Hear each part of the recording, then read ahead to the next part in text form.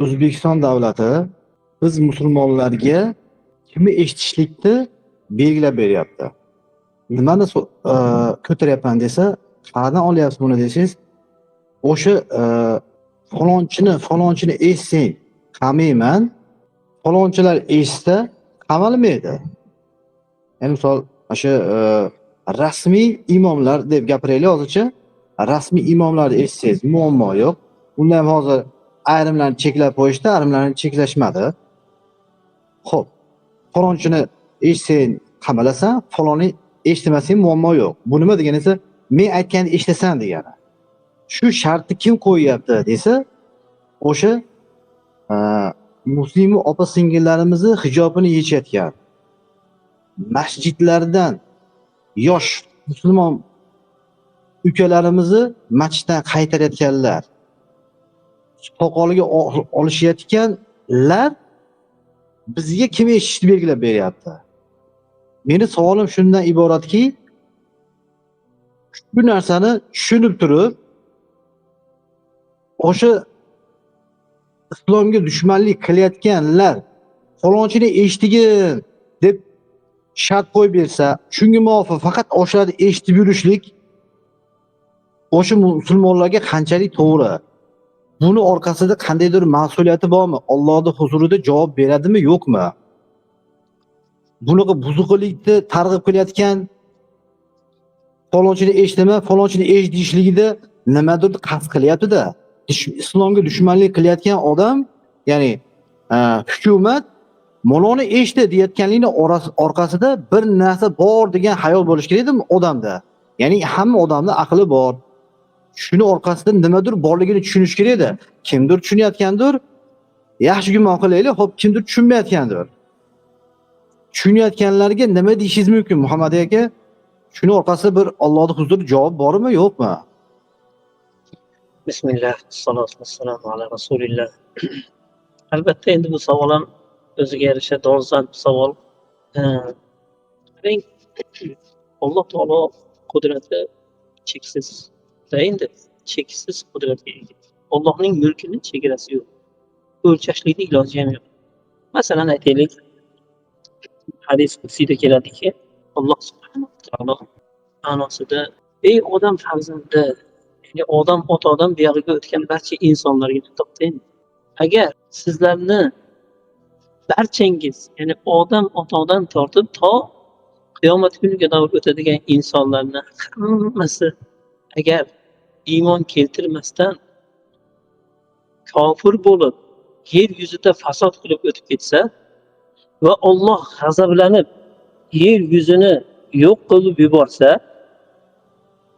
bu Alloh taoloning mulkini go'yoki bir sahro deb bilsak, shu sahrodan bir dona qumni olib, bir parcha qumni tashqariga sahrodan olib tashlasa, u sahroga qanchalik zarar bo'lishi mumkin? Hech qancha. Endi Alloh agar bu yer yuzini yo'q qilib yuborsa, agar g'azabi bilan, Allohning mulkiga, haligi sahroga bir dona qumning og'irligi yoki bo'lmasam uning ko'pligi qanchalik bo'lsa shunchalik ham bo'lmaydi. Ya'ni Allohning mulki shunday chegarasi yo'qki, agar butun insoniyatni yer kurrasi bilan qo'shib yo'q qilib yuborsa, Allohning mulkiga zarar bo'lmaydi.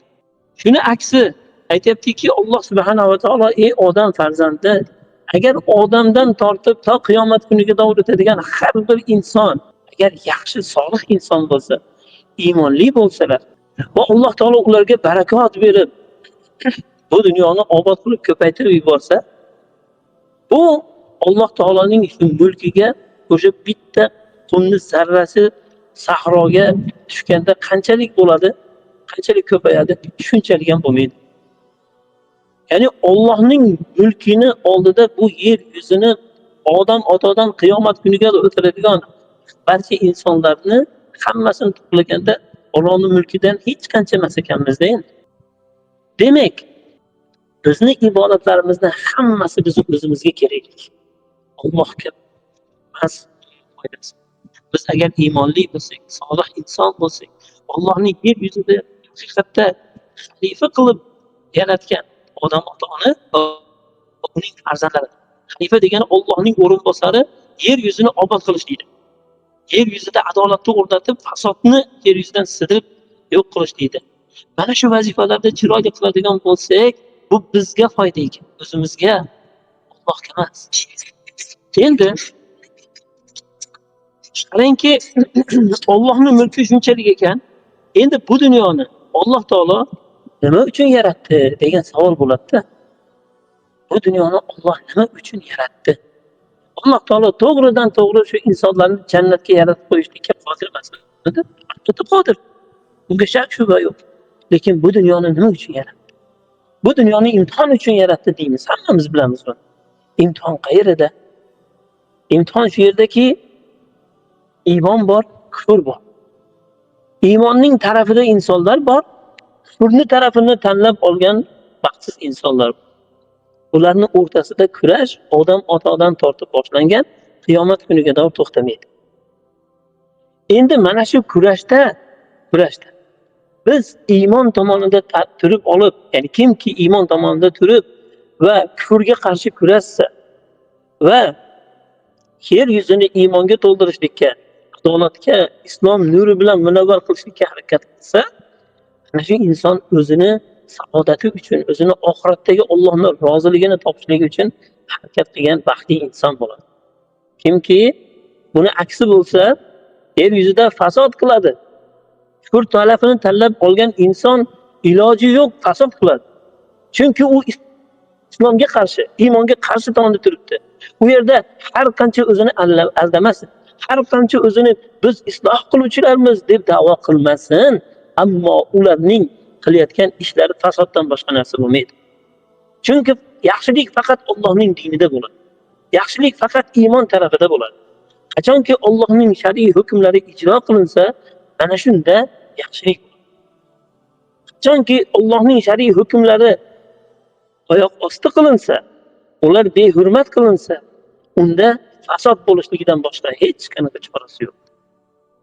Endi O'zbekistonni qaraydigan bo'lsak, O'zbekiston xalqining 95% musulmon.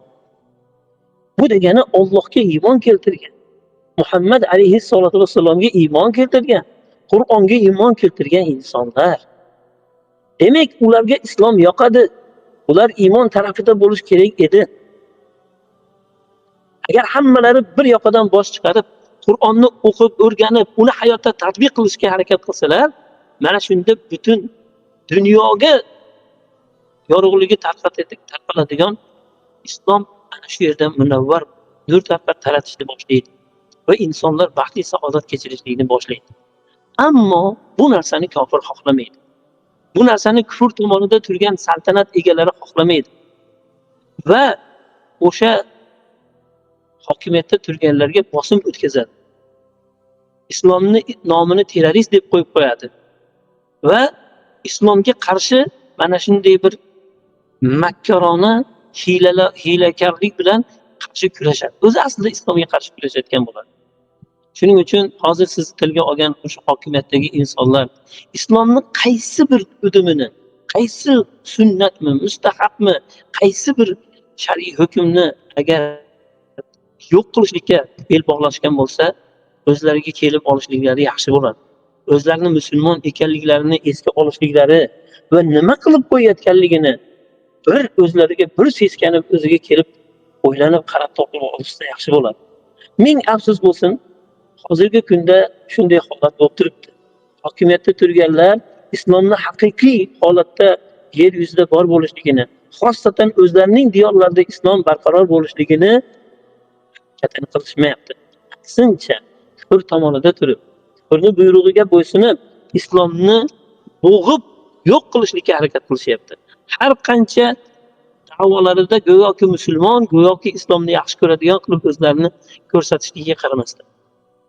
Va eng achinarli tomoni saroy mullalari degan nomga ega bo'lgan ba'zi bir ahli ilmlar bor. Nima uchun ularni saroy mullalari deyiladi? Chunki ular shariatning haqiqatini aytishlik, shariatda qanday bo'lsa shundayligicha insonlarga yetkazishlikni o'rniga haligi fasodga ketgan hokimiyatni tarafini olib, bu fasodni ustiga shariatdan to'n kiydirib, go'yoki o'zi shunday bo'lish kerak. Go'yoki o'zi bu to'g'ri deb mana shu narsalar bilan chiqishadi. Yoki fasodni jim turib insonlarga buni fasod ekanligini, buni kufr ekanligini, uni islomga qarshi amal ekanligini tushuntirishmay o'tirishadi. Mana kecha kungi futbol festivali bo'ldi. Bu qanday ham qabohat, qanday ham razolat. O'sha narsa orqali mana shu dunyodagi ba'zi bir kofirlar ham, madaniyatli kofirlar buni najosat ekanligini tan olib, bundan hazar qiladi. Islomda bo'lsa 1400 yil avval allaqachon Muhammad sallallohu alayhi vasallam rosa chiroyli qilib uni harom ekanligini bayon qilib bergan. Alloh subhanahu va taolo Qur'oni Karimda haromligini ochiqchasiga oyatlar bilan bayon qilgan. Endi mana shu pivani festivalini islom diyorlarida qilishlik bu qanday amal? Yoshlarga poklikni, shunday bir Imom Buxoriylar yetishib chiqadigan avlodlarni paydo qilishlikni o'rgatishlikni o'rniga shunday bir jirkanch kofirlarning ba'zi bir ziyolilari nafratlanadigan qabih amalni qilinishligi islom diyorida, islom diyorining markazida shunday ishni qilinishligi qanday amal bu? Nimaga imomlar jim? Nima uchun jim ular? Chunki saroy ularni jim turishlikka majbur qilyapti. Shuning uchun ular ming afsus bo'lsin saroy mullalariga aylanib qolyapti. Futbolga duo qilib turishibdi. Subhanalloh. Nimaga? Futbolga. Yo Alloh, futbol qanaqa amal? Oxiratga foydasi tegadigan amalmi? Ya'ni futbolni o'ynashlik sport sifatida bu boshqa narsa. Men buni aytmayapman. Yaxshi tushunasizlar.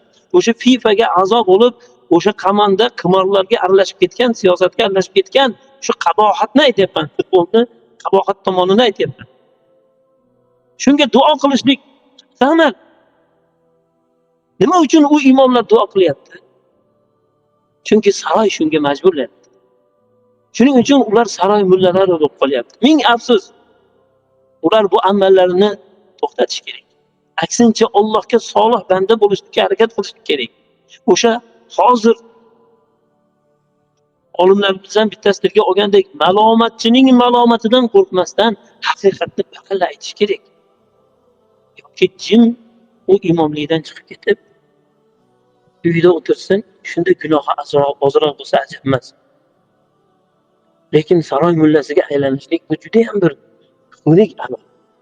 Endi ular o'zlari shunday fasodni ustida turgani yetmagandek, boshqalarni o'sha saroy buyurayotgan, ya'ni saroyga bo'lsa kufr buyurayotgan amallarga odamlarni qiziqtirib yoki bo'lmasam islom va islomning da'vatchisini eshitmaslikka chaqirayotgan bo'lsa, subhanalloh, bular o'sha 1400 yil oldin Makka mukarramadagi mushriklardan farqi qolmay qolyapti-ku.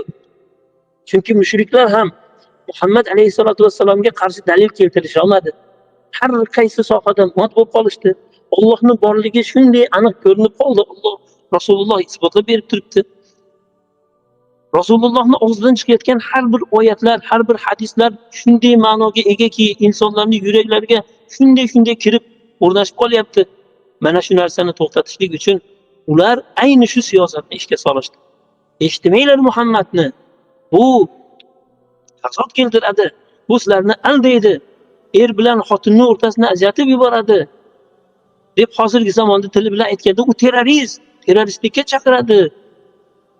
Deb mana shunday shov-shuvlarni qilishib, shunaqangi islomga va Muhammad alayhisolatu vassalomga qarshi kurash olib borishgan edi. Ming afsus, bugungi kunda shunaqangi hokimlar va o'sha hokimlarga xizmat qilayotgan saroy mullalari ayni shu amalni bajarib turishdi. Bugun ular tavba qiladigan payt keldi deb o'ylayman. Lekin hozir siz tilga olgan, esga olgan har bir inson, bo'pti, imom shunday qilib aldab qo'ydi. Va bitta oddiy musulmon bilmasdan imomda aytganini qilib futbolga duo qildi. Unavi nimani piva festivalini olqishlamasa ham bunga jim qarab turdi, masalan, aytaylik. Xo'p, bu imom gunohkor bo'ladi. Necha million odamlarga xutba qilgan bo'lsa, necha million odamlar undan nimadirkin imom deb kutib turgan bo'lsa-yu, piva festivalida u indamay qolgan bo'lsa, xo'p, Endi orqasidan oddiy bir musulmon imom indamadi deb indamasa yoki imom duo qildi futbolga deb amin deb u ham duo qilsa, bu gunohkor bo'ladimi yo bo'lmaydimi? Degan yerida Alloh taolo Qur'oni Karimda aytayaptiki, har bir inson qiyomat kunida o'zi yolg'iz keladi Allohning oldiga. Qiyomat kunida o'zi yolg'iz keladi, demak, o'zi yolg'iz hisob kitob beradi. Hisob kitob berayotgan paytda imom yonida turmaydi. Imomga to'ngay olmaydi o'zining xiyonatini. Balkim o'zi yolg'iz turib, nima uchun o'sha futbolga duo qildi? Nima uchun islomda bu harom ekanligini aytmadi? Nima uchun pivo festivali harom ekanligini aytmadi? Bola chaqasiga bo'lsa ham shuni tushuntirmadi. Nima uchun indamay jim turdi? Shu narsaga har bir inson o'zi javob beradi. Imom million odamlarga javob beradi, u aniq u. Ammo har bir inson ham o'zining holatiga o'zi javob beradi. Chunki bu aql degan narsani Alloh ayni shuning uchun berib, bu dunyoda imtihon qilib qo'ydi. Dunyoni imtihon uchun yaratib qo'ydi. Inson aqlini ishlatib, payg'ambar ekanligini tan olib, Qur'onni Allohning kitobi ekanligini isbotlab, buni taniq bilgandan keyin bunga iymon keltirib, endi unga amal qilishligi kerak. Hozirgi bo'layotgan atrofdagi voqea, hodisalar islomga to'g'ri keladimi? Islomga zidmi? Buni o'rganish kerak. To'g'ri imomchalik bo'lmasa ham, lekin o'zining doirasida o'zini qiladigan amallarini o'rganib chiqishliklari kerak bo'ladi. Shuning uchun bizni tushunayotgan, bizni tilimizda gapirayotgan birodarlarimizga xitob qilamiz. Birodarlar, imtihon uchun yaralganmiz. Alloh taolo bizni imtihon qilib qarab turibdi bizni ustimizda. Endi biz agar Allohning yo'lini tanlaydigan bo'lsak, bu kufrdan yuz o'girishimiz kerak. Islomimizni o'rganib, uni hayotda bor qilishlikka biz qo'limizdan nima kelsa, shuni qilishligimiz kerak. Mana shundan mas'ulmiz. Mana shu narsa imtihonning ma'nosi bu dunyodagi. Agar shu vazifalarimizni bilmasak, Allohning oldiga borganimizda bundan albatta so'ralamiz. Shunda Allohning azobiga qolishlikdan ehtiyot bo'lishligimiz kerak.